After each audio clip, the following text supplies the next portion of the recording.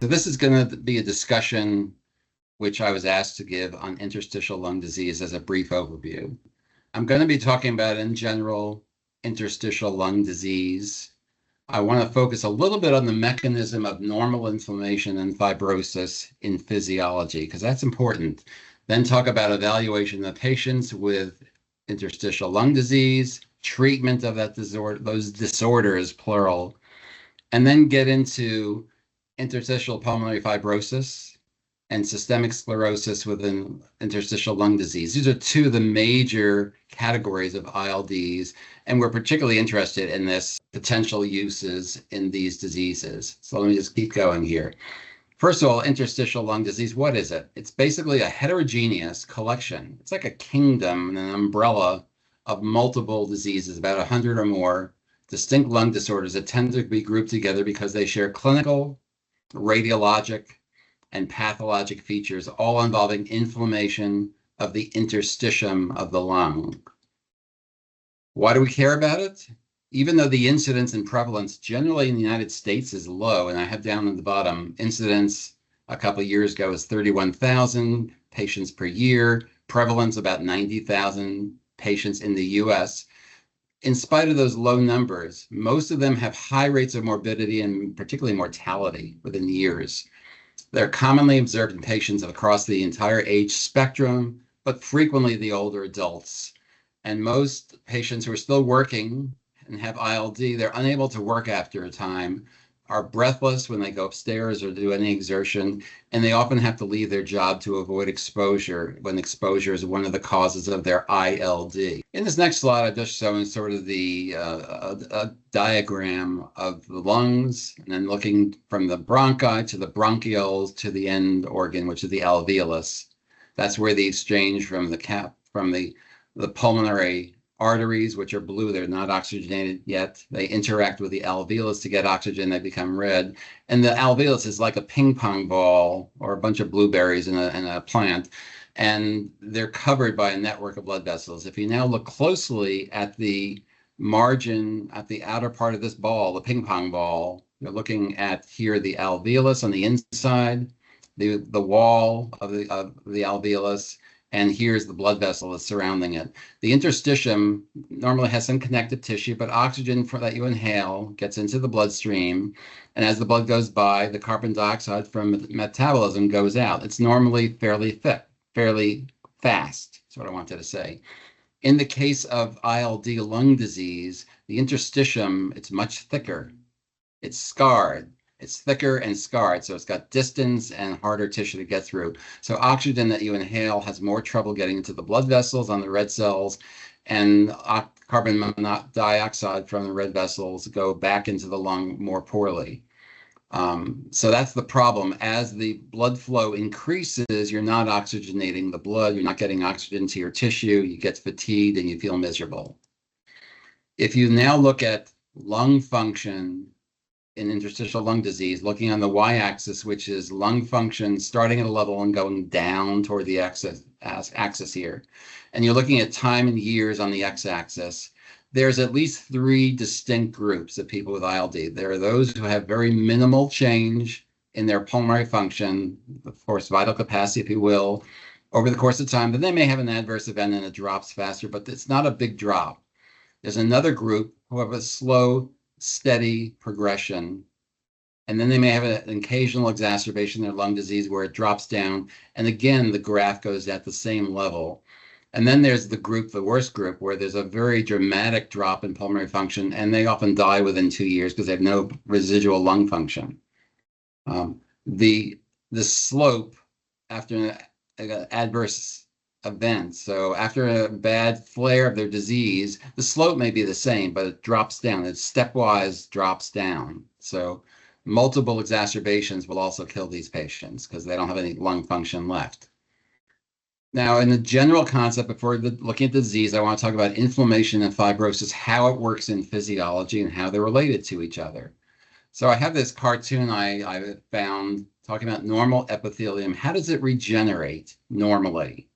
So here you got the fictitious epithelium, some sort of trauma, toxin, burn, infection, whatever. It's destroying the epithelial cells, either the basal cells. This is injury.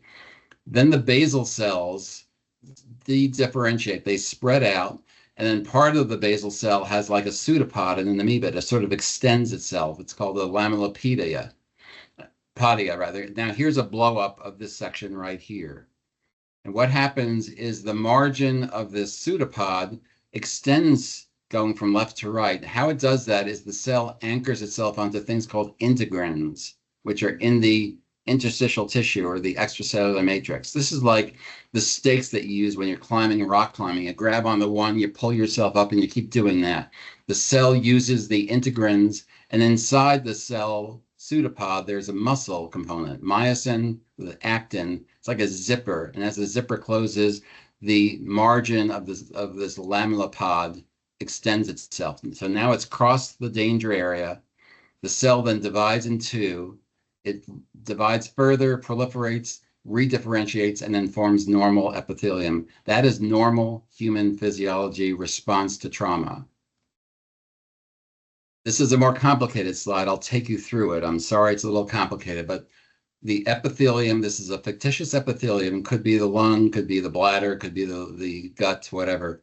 How does inflammation create or remove fibrosis? So again, we're having our injury, toxin, burn, bacterial infection, whatever. The epithelium's destroyed. Under the epithelium, there's this extracellular matrix. This is a sea of tissue. There's no cells, but there's collagen, the squiggly blue. There's laminin, there's fibronectin, there's heparin, there's elastin, a whole bunch of other proteins.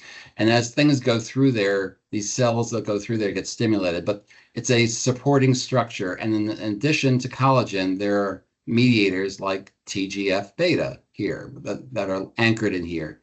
You have these enzymes, the matrix metalloproteases. They dissolve or break down collagen. They release these green things, TGF-beta, which now the TGF-beta, transforming growth factor beta, binds to a cell, in this case a fibroblast. And then the artist decided to make a rendition that makes it easier to see. The binding of the TGF-beta to the cell membrane stimulates in the cytoplasm a bunch of these hypercoil proteins called SMAD, which, by the way, stands for suppressor of mothers against decapentaplegic 2 gene, whoever came up with that name. But when the stimulus triggers the SMADs, they get altered. The SMADs go into the nucleus, and then they synthesize and generate cytokines. Some of the cytokines turn fibroblasts into migratory or myofibroblasts, which now can release their contents, which is fibrous tissue. It's got the fibronectin, collagen, all the things I mentioned before. It puts down a layer of fibrosis. Some of the enzymes, cytokines, stimulate tissue inhibitors of metalloproteases. When the inhibitors go up, your matrix metalloproteases effect goes down, so the degradation of collagen and fibrous tissue is reduced. So you increase the production, you decrease the degradation. What happens is a sea of fibrous tissue forms. And then by magic, because I know a better term, the epithelium repair themselves by that lamellipodia thing I just described a moment ago. The cells reform, and then the process reverses itself. The myofibroblasts go back to regular fibroblasts. The tissue inhibitors go down. Therefore, the matrix metalloprotease enzymes go up.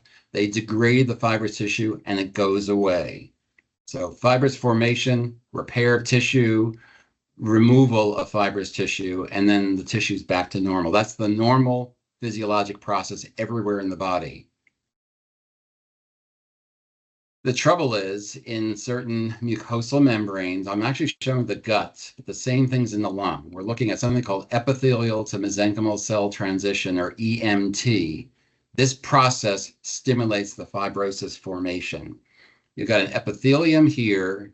You got either the gut, in this case, or the lung, the alveoli and the bronchioles. You have the lamina propria, the next layer that has cells that are spitting out a whole bunch of toxic mediators. And then, by magic, the cuboidal, non-migratory epithelium go into a transitional change. They change shape, they become spindeloid, they acquire mobility, and they transform from an epithelium into a fibroblast, the myofibroblast, which then secretes all the fibrous material I just mentioned. That's one source of fibroblasts.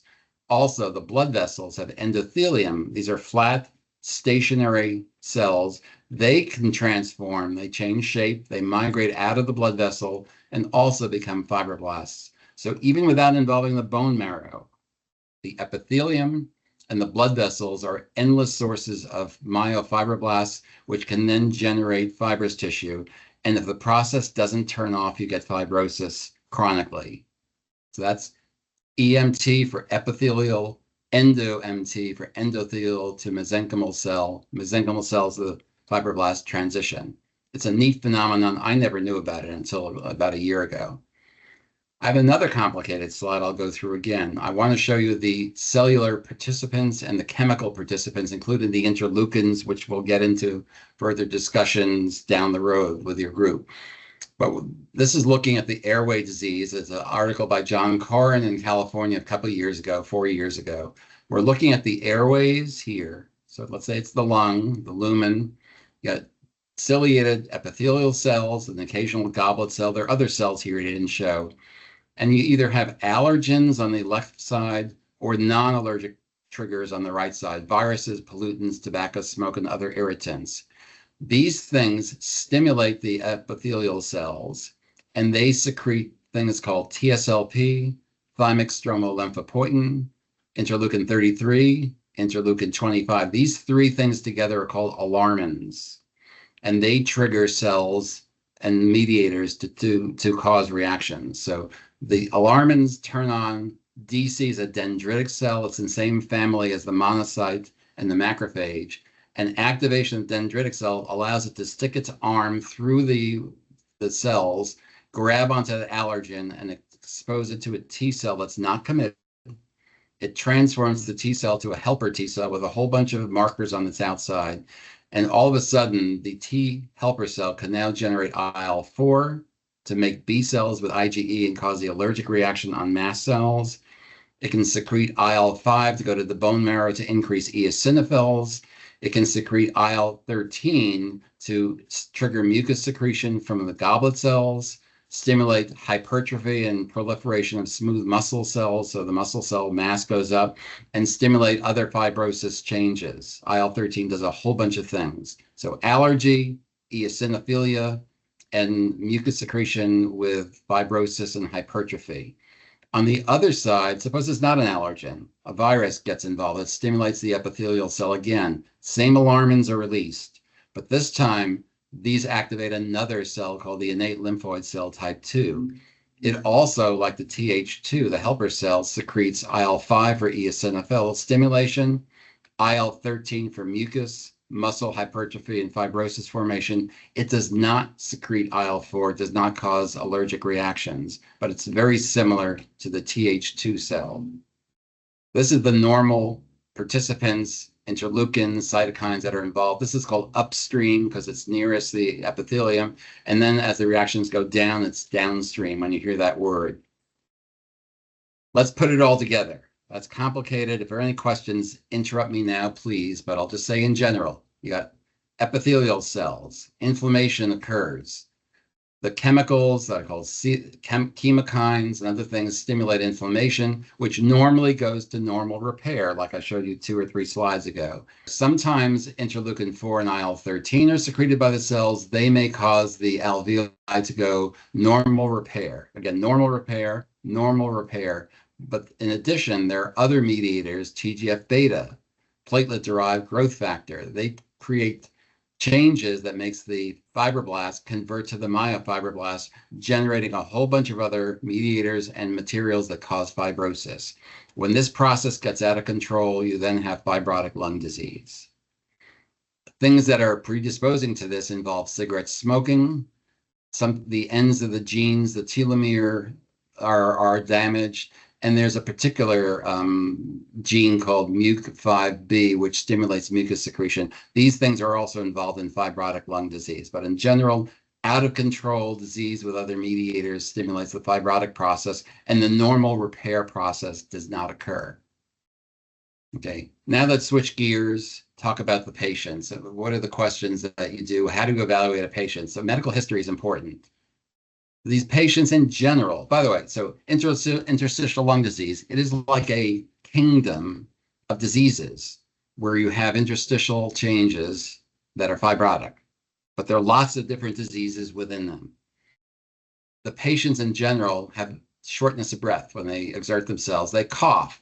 They have an abnormal chest X-ray or a CT scan. The symptoms are usually perpetual and get worse, progressive. 2/3 of the patients are older. And then there are other non-pulmonary symptoms in a large number of these ILD diseases, besides IPF, I'll get to. These other diseases may have systemic symptoms where they may be part of connective tissue diseases like lupus or Sjogren's disease or scleroderma. They have non-specific symptoms, part of the inflammation with night sweats, fatigue, fever, weight loss, because they're spending most of their time breathing and not eating, revealing an underlying inflammatory condition. They also may have gastrointestinal symptoms. It could be diseases like sarcoidosis, could be Crohn's disease, which has a lung manifestation. They have GI problems. They may have esophageal motility problems. They have sclerosis. They have eosinophilic esophagitis where they don't swallow correctly and it's sort of scarred down. They have sclerosis, polymyositis. They may have chronic intermittent aspiration. The esophagus is not protecting the stomach very well and the fluid goes back up and they inhale it. They may have bloating and diarrhea with abnormal mucosa in the gut with inflammatory bowel disease. So this is GI conditions. They may also have musculoskeletal complaints. They have connective tissue diseases, rheumatoid arthritis, lupus, Sjogren's syndrome, scleroderma. They have arthritis. Arthralgia is pain. Arthritis is inflammation in the joint. Stiffness in the morning, that's typical of rheumatoid arthritis. They may have swollen fingers due to swelling and fibrous tissue in their fingers, sausage digits, it's called. They may have Raynaud's phenomenon. The blood vessels are not working well. In cold temperatures, their hands turn white, and the rest of the time they're blue, and they can't reach into a refrigerator and freezers. Their skin may get thin and very shiny, scleroderma. So there's lots of other potential complications. So the question is, are all the interstitial lung diseases the same? And the answer is no, no way. That's one of my cartoon things. Don't memorize the slide. It's just there to show you that when you see someone with shortness of breath, evidence of fibrosis in their chest X-rays or CT scans, pulmonary function getting worse, you basically should follow a flow chart. They have interstitial lung disease by view in their symptoms. Etiology may be known. Maybe they have connective tissue disease, and they may be exposed to silica or coal dust. And they have basically, you ask the history, you may have the various subcategories of ILD, or maybe you don't, in which case they have idiopathic interstitial pneumonitis. And some of them that you can't find the cause for are idiopathic pulmonary fibrosis. And then there are a bunch of other ones that you can also, we'll get into some of these. When you look at the umbrella, if you want the kingdom of the interstitial lung diseases, there are those that form acutely, and here's the name of some of them. I'm not going to ask you to memorize any of them. They occur quickly, and then there are those that occur subacutely, months to years, and then go on for many years. It's like mixed connective tissue disease. They may have idiopathic pulmonary fibrosis. I'll get back to that later. Sarcoidosis has lung involvement, heart and kidney and bladder and GI problems. And here's the name of some of these, but there are over 100 to 200 of these things. There's a lot of them. Medications may predispose to the formation of interstitial fibrosis, lung disease. One of them is an antibiotic, nitrofurantoin, amiodarone, an anti-arrhythmia drug. Some of the NSAIDs, whether it's Advil or drugs like Aleve. If you've been on chemotherapy, in particular drugs like methotrexate, and they may be on immune modulating drug use for other indications, and the side effect of that secondary drug, some of the monoclonal drugs can do this, may be increased fibrosis. Those are 5 drugs. So what does one do to further? You got the history, you now know their medication history. What do you do next? You work them up. You may draw labs to see do they have connective tissue diseases or autoimmune disorders. And here's the name of some of the things you can measure. Anti-nuclear antibody, that's very global, not specific. The Sjogren's syndrome antibodies, SCL70, I'm showing that one in particular, is very important because that's for scleroderma-associated ILD. Then there are things like P-ANCA and C-ANCA. This is found in what used to be called Churg-Strauss syndrome, or eosinophilic granulomatous polyangiitis, EGPA. But these are things that may be associated with lung involvement, which is fibrotic also. So you may have an underlying condition. The lung is a secondary attack organ. And then you do what some of our people do here a lot, pulmonary function testing. Most forms of ILD have a restrictive lung defect. The lung cannot fully expand. It's like too tight. There's a bear hug. It doesn't let you fully expand your lung. You may have obstruction also with ILD, but typically that's because you have some other exposure, whether it's cigarette smoking or you've been smoking other things that are causing narrowing of the inside of the airways, not the interstitium. And for those who haven't looked at it recently, the interstitial lung disease, I'm looking at pulmonary function tests in general, showing a normal pattern in the dark blue-green. So the person takes a really deep breath, blasts out as hard as they can, hit a peak flow in the first fraction of a second, and then they expel air at a fixed rate until they run out of air, and that's a straight hypotenuse. People with obstructive disease, they can get the air in. It takes them longer. And then when they blast out, they can't blast out because part of the airways are blocked. So they have a delayed and a lower peak, and they get this scooping or ski sloping effect until they get all the air out. It takes them 10 or 15 seconds, perhaps. People with restrictive lung disease is the gold, or whatever color this is, gold, red. They cannot breathe in this deeply because the interstitium doesn't allow their lung to expand. They take a breath, but once they breathe, they can get it out because the inside of the airways are okay. So they have this steep upstroke, steep hypotenuse. They just can't it's a restricted lung. They cannot fully expand it. And then you can look at x-rays. And again, I have to have my cartoon, but keep going. So when someone has dyspnea, you're not sure why, it's been going on for a long time, chest x-ray may come back. And this is a normal chest x-ray. There's the diaphragm, here's the right lung, left lung, heart margin, and it looks clear, it's dark. Normal chest x-ray, but the same person then, if you do a high resolution CT scan, they're lying on their back, so you're looking at their spine, their head's toward you and out of the view. You're looking at the right side of their lung, and what you're seeing is all of this interstitial reticular changes. I'll go into what these are individually, but this normal lung is not normal here. You see reticular changes, interstitial changes that are not good, that are missed by a normal chest x-ray. So I'm going to look at several x-rays with you. The typical hallmark of interstitial lung disease is called usual interstitial pneumonia, or UIP in the literature. And what you see here is there's a right lung, it's not normal, left lung, here's your heart border, here's your trachea, your mainstem, and your left mainstem bronchus.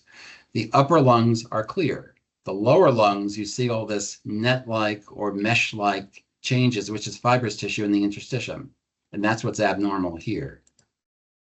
In the HRCT scan, high resolution CT, idiopathic pulmonary fibrosis, you see these things, peripheral reticular markings, peripheral going away from the center. Here you're seeing this honeycombing or this increased thickness in between the interstitium.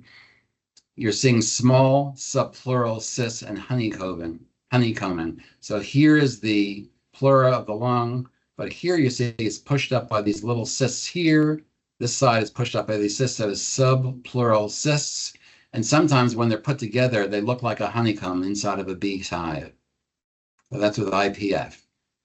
Non-specific interstitial pneumonia, I put on 2 x-rays just to show the descriptions. They have something called ground glass opacity, which is seen right there. It's like a gray nebula when you're looking in space. If you look here, you see the gray there, and you see the gray there. That's what ground glass opacity is. And you see some here.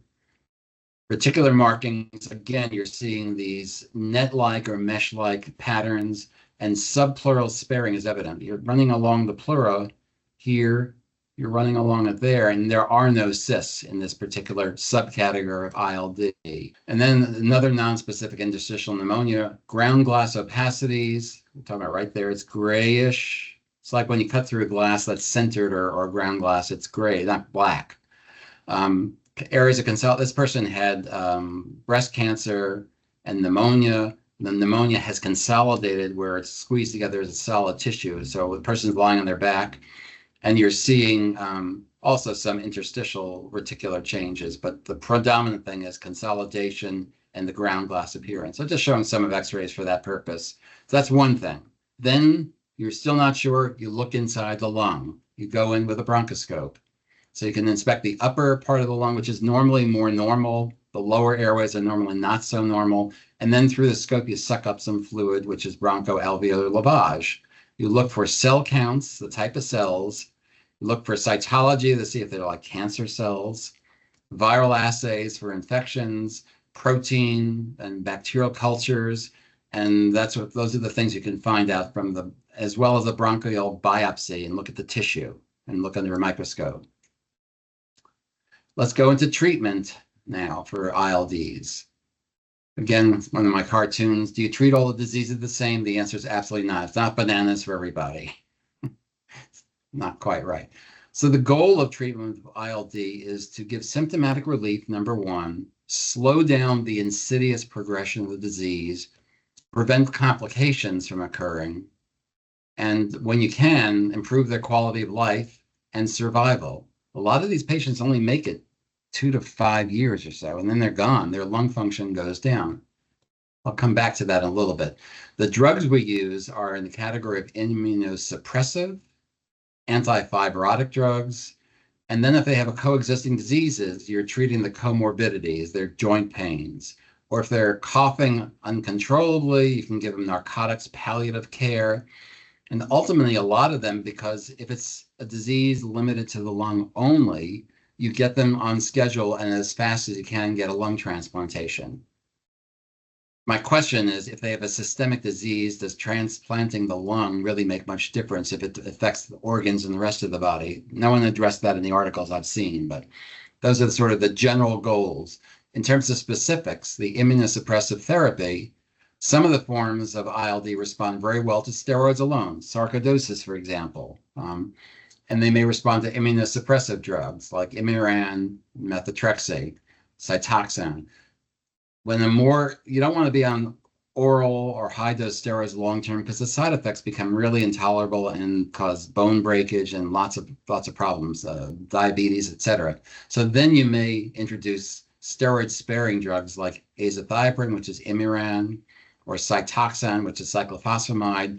These drugs may replace, or when added to steroids, you reduce both drugs and reduce the side effects, but still benefit. However, if you've been on the drug for 3 to 6 months, there's no change, this person should get off the drug. There's no benefit. The scar tissue is irreversible at that point. Then there's the anti-fibrotic family. These are useful in progressive fibrotic lung disease. Now, the term you'll see, and if Heather's on here and whoever else is, there's been discussion of the term progressive pulmonary fibrosis, PPF. There's a lot of variation of abbreviations and terms which are confusing, but of those 150 to 200 diseases that are ILD, IPF, interstitial pulmonary fibrosis, is one of them where you can't figure out what the cause is, so push it to the side. The other ones may have stationary disease where it doesn't get worse, or some of them continue to progress and get worse and progressively get more and more fibrotic. So PPF, or progressive fibrotic lung disease, is where you use these anti-fibrotic drugs. The ones that are including IPF, where we don't know the cause, we'll get back to that in the end of this talk. Pirfenidone is one of the molecules. It's a small molecule which has anti-fibrotic properties. It stabilizes the lung function, i.e., it slows down the deterioration. And then there's a second drug, which is a JAK inhibitor, Janus kinase inhibitor, or tyrosine kinase inhibitor called nintedanib. And it's another anti-fibrotic drug. These are the two biggies. So I'm just talking about those specifically.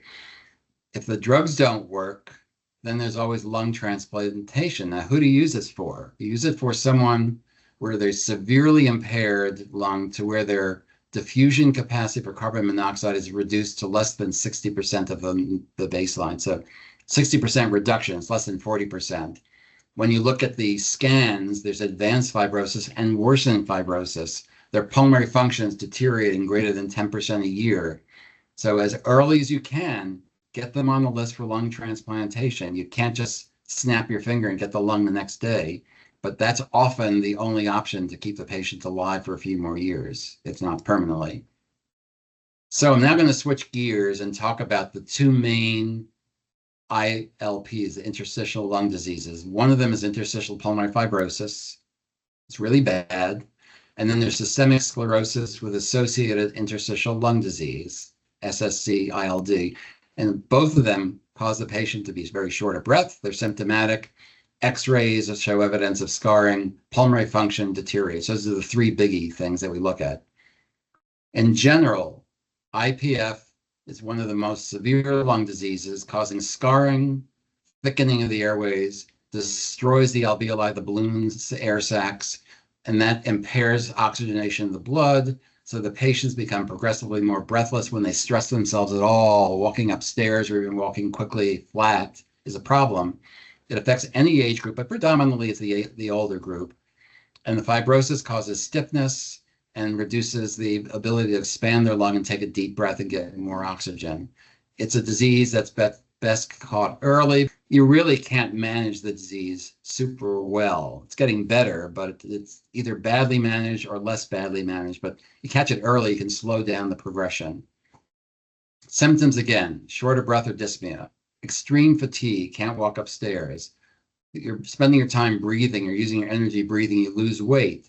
You may have a persistent dry cough. Your airway sensory nerves are hyperstimulated, and this is often the worst problem the patient has. They just can't stop coughing. And then with reduced airflow and oxygenation, other inflammatory changes, the tips of your fingers become swollen, and it's called clubbing of the fingers and the toes. Here's a picture of that. So you look at the patient, when you shake their hand and you talk to them, you see this, you get a clue they have IPF as a possibility. What also predisposes to this? Smoking clearly aggravates and promotes progressive pulmonary fibrotic diseases. I'll say that slowly. Radiation therapy from some earlier time, either shrinking down a benign or a malignant tumor, or radiation therapy as part of a metastatic disease. Medications like amiodarone for heart rhythm disorders, bleomycin used for cancer, methotrexate for cancer and immune diseases, working in industries like cotton or where there's organic material, silica dust, animal droppings. These all constantly attack the lung, cause a chronic inflammatory process, which then converts to fibrosis. This is a complicated flow chart. I'll just sort of walk you through it. The ATS, the American Thoracic Society, has a recommended evaluation when you're thinking they might have IPF. So here, it's part of that interstitial lung disorder group. You think they may have IPF. They have shortness of breath, abnormal chest X-ray, reducing pulmonary function.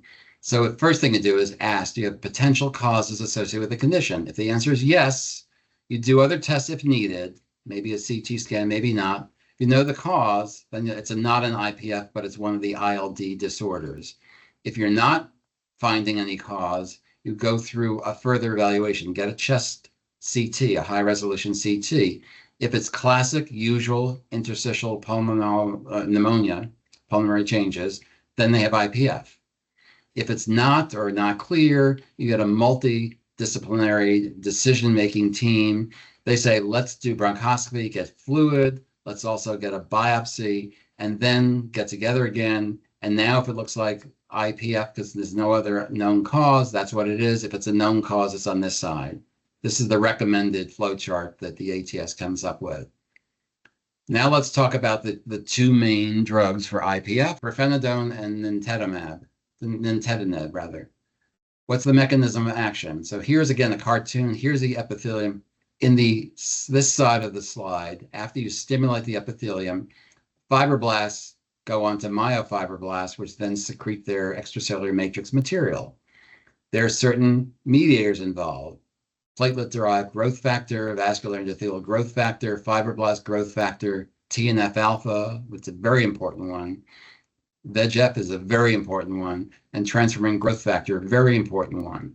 This drug, pirfenidone, impairs TNF and TGF-beta, and therefore it reduces the development of fibroblasts converting into myofibroblasts, and that's how it reduces scarring.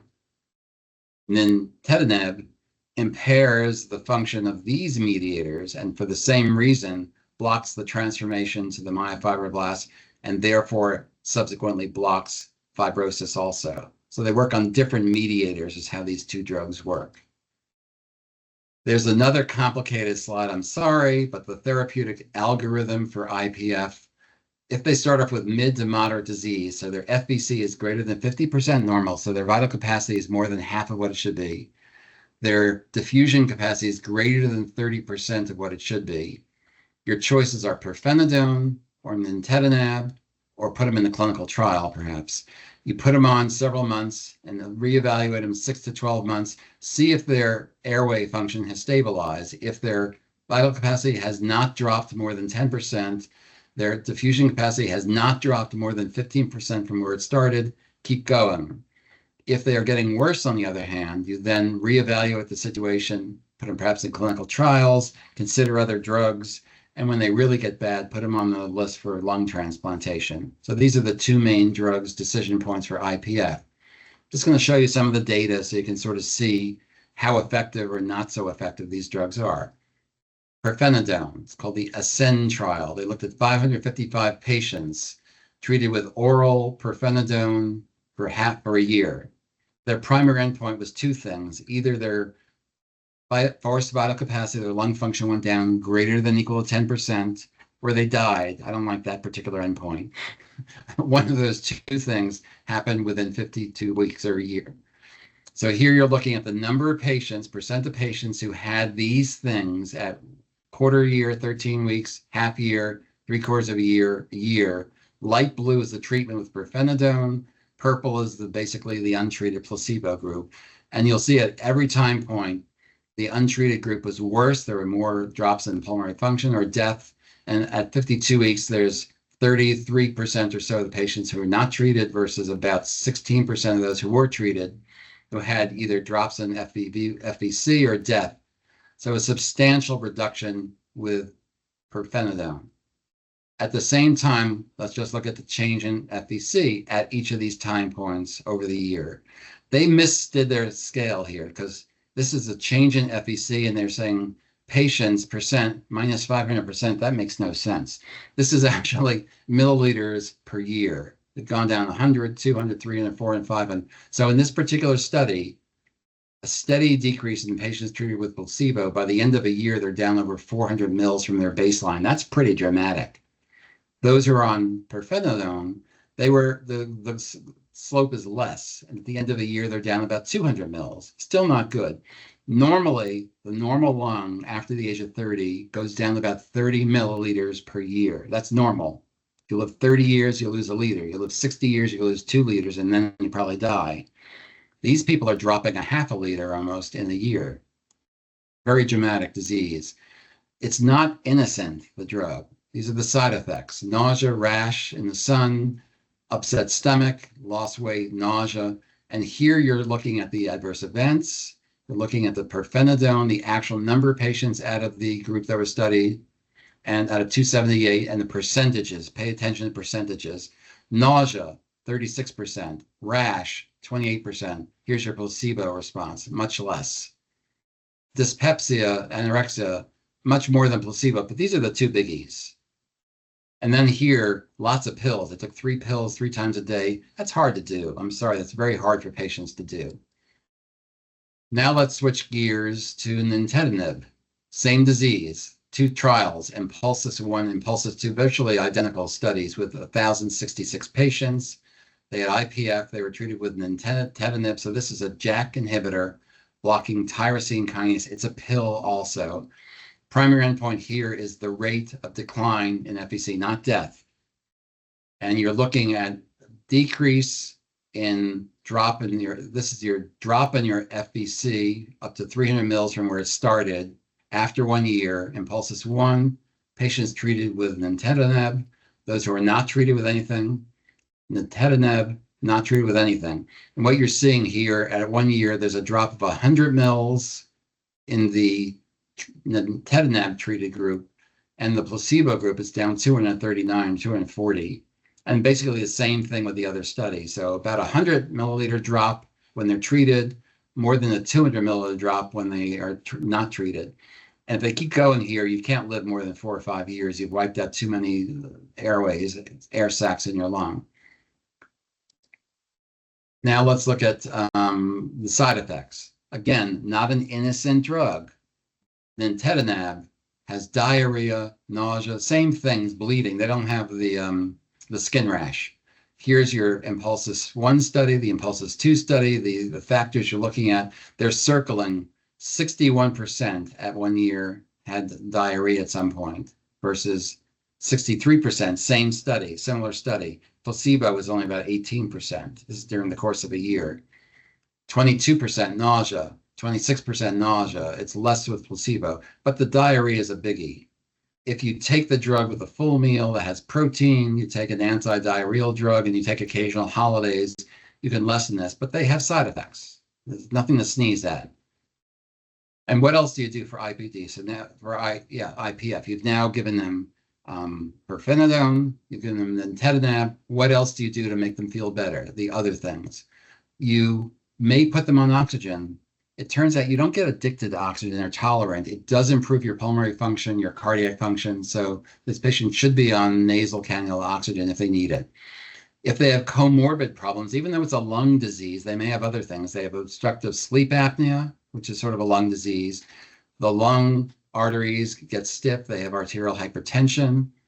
They may have chronic cough. So you treat these things also. Pulmonary rehab. Pulmonary rehab is a big thing. It makes them feel better. They can do a lot more. So added oxygen, pulmonary rehab are good things to add to the medical treatment to get rid of scarring. And if the lung is really getting bad, send them for lung transplantation. Get them on the list soon. Now let's switch gears. The other disease I want to talk about, systemic sclerosis associated interstitial lung disease. So first of all, systemic sclerosis is pretty rare. It's only 10 to 50 cases per million in the US at least. But when you have it, interstitial lung disease is very common. 80% abnormalities on chest CT, and 30 to 40% of clinical disease, but the objective test is there. So it's rare, but when you have it, the ILD is there, whether or not the patient's aware of it. And these patients are often younger. There's more females. Poor prognosis in general, particularly when you have this particular marker, the SCL70. This is a bad marker predictor of bad outcome. Whoops, I want that. Wanted to just show you the hands, there's thin skin on the fingers, it's stiff, it's shiny, and they have a little bit of clubbing here. Now you're looking at the facial changes. Again, the skin is shiny, it's thin, doesn't move very easily, so you got pinched nose. You cannot purse your lips if you want to. You cannot bring back your eyelids because it's too stiff. It's hard to make smiles and things. It's a scarring condition everywhere. The census trial looked at this disease with nintedanib, and then with nintedanib with or without another drug called mycophenolate. So here we're again looking at nintedanib, just like the other study, nintedanib, and we're looking at the reduction in FVC at 1 year with the active drug and with placebo. And here with SScL, you're seeing only a 50 milliliter drop in pulmonary function FVC versus 30, which is normal.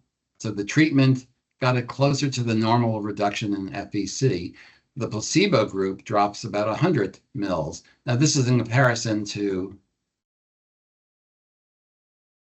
over 240 or 220. So much bigger drop in pulmonary function with IPF than you see here with systemic sclerosis.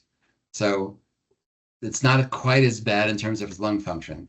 Then they looked at another study where they looked at adding nintedanib to patients who were either taking mycophenolate, which is a drug that interferes with guanosine, which is one of the base pairs in the DNA, which impairs the inflammatory process, or not taking mycophenolate.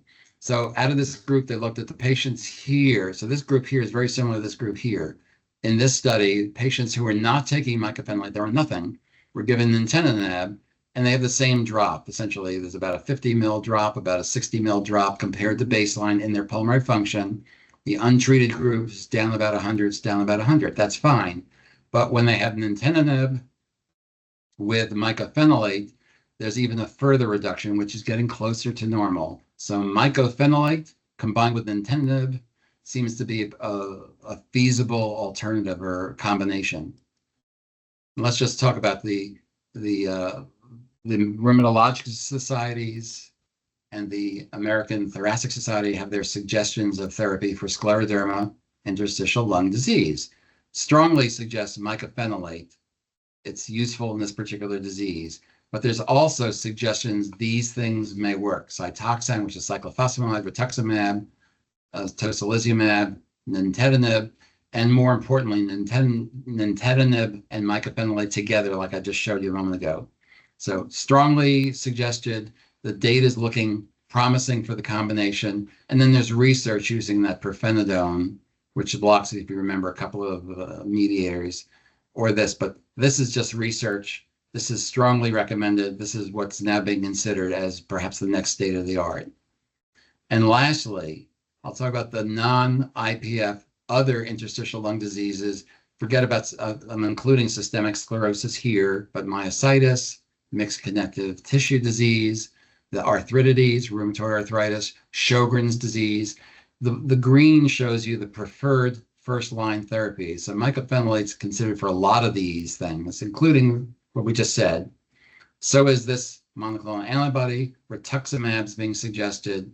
You may add on cyclophosphamide or azathioprine. The one thing that's important in this slide is here.